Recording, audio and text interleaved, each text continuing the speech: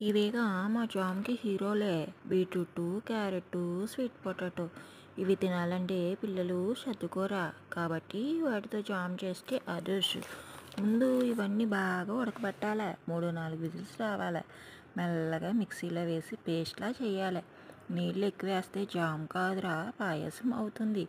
ఇక ఇప్పుడు బనాలీలో నెయ్యి వేస్తాం. వాసన వస్తుందంటే వంట మొదలైనట్టు. ఇదిగో బెల్లం. దీని రుచే అసలు జామ్‌లో తియ్యత కలిపేది. చక్కెర వద్దురా అక్క. బెల్లం తేనె బెస్ట్. ఇక ఓ చిటికె యాలక పొడి, 2, 3 పుదీనా ఆకులు వీటితే రుచికే కాదు వాసనకు స్పెషల్ టచ్. ఇదిగో జామ్ రెడీ. బ్రెడ్ మీద వేయొచ్చు, చపాతీలోనూ తినొచ్చు. ఇంట్లో పిల్లలకి, పెద్దలకి అందరికీ నచ్చేస్తుంది.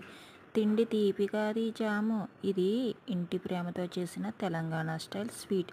మీకు ఈ వీడియో నచ్చినట్లయితే please like and subscribe and share. Thank you guys.